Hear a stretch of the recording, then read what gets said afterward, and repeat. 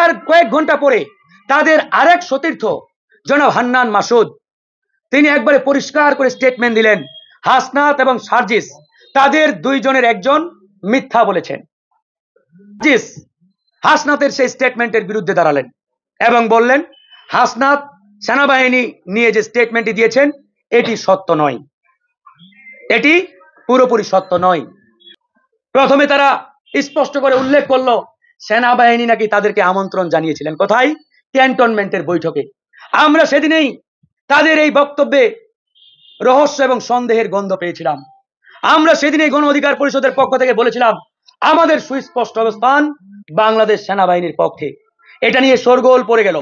বাংলাদেশের আম পাবলিক যারা রাজনীতির ভিতরের অনেক কিছুই বুঝার চেষ্টা করেন না কিংবা বুঝার সুযোগ থাকে না, তারা বীর বাহাদুর বীর স্যালুট বলে বাহবা দেওয়া লাগলেন। বাহবা দেওয়া কিন্তু কারো উপরে পাল্টা আক্রমণ চালাই নাই, কারণ বিগত 54 বছরের যে রাজনৈতিক সংস্কৃতি, যে রাজনৈতিক ইতিহাস, যে প্রতিহিংসার রাজনীতি, হানাহানির রাজনীতি, মারামারির রাজনীতি, কাটাকাটির রাজনীতি, আমরা এখান থেকে বেরিয়ে একটি সুন্দর আমরা সহনশীলতার রাজনীতি প্রতিষ্ঠার লক্ষ্যেই কিন্তু এই জুলাই আগস্ট বিপ্লব করেছি। এই বিপ্লবে অসংখ্য মানুষ জীবন দিয়েছেন। এই বিপ্লব পরবর্তী সময়ে আজকে যদি একই কায়দায় হানাহানি, কাটাকাটি, মারামারি, প্রতিহিংসা দেখতে হয়, তাহলে এর চাইতে কষ্টদায়ক আর কিছু থাকতে পারে না। আজকে যারা এই বিপ্লবের অন্যতম দাবিদার বলে নিজেদেরকে দাবি করছেন, আজকে তারা এই বিপ্লবের স্পিরিটকে কতটুকু ধারণ করেন তা ইতিমধ্যে জনগণের সামনে পরিষ্কার।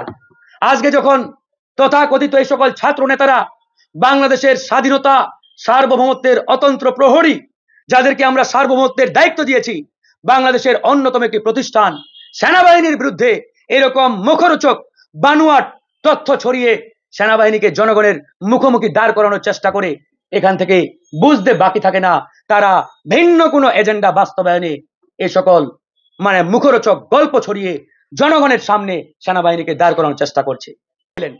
আমাদেরও বাহবা দিতে কোনো আপত্তি ছিল না, যদি তারা সঠিক এবং সত্য নিউজ জনগণের সামনে হাজির করতেন, আমরাও স্যালুট দিতাম, বাহবা দিতাম। এরপর দিনে আমরা দেখলাম তারই সতীর্থ, তার মানে তারা যে একজন মিথ্যা বলেছে, সেনাবাহিনীকে জনগণের সামনে বা জনগণের মুখোমুখি দাঁড় করিয়ে দেওয়ার জন্য একটি গোপন এজেন্ডা বাস্তবায়নে কাজ করেছেন, এটি কিন্তু হান্নান মাসুদ স্পষ্ট করে জনগণের সামনে পরিষ্কার করে দিয়েছেন। আমরা আজকে তাদেরকে প্রশ্ন করতে চাই, তারা যেদিন সেই ক্যান্টনমেন্টের বৈঠকে তাদের সউদ্যোগে গিয়েছিলেন, ইতিমধ্যে সেনাবাহিনী থেকে পরিষ্কার করা হয়েছে সেনাবাহিনীর উদ্যোগে কোনো মিটিং হয় নাই, বরং ওই দুজন ছাত্র নেতার আগ্রহের পরিপ্রেক্ষিতে তারাই ক্যান্টনমেন্টে গিয়েছিলেন, সেখানে সেনাপ্রধান দেখা করেছেন।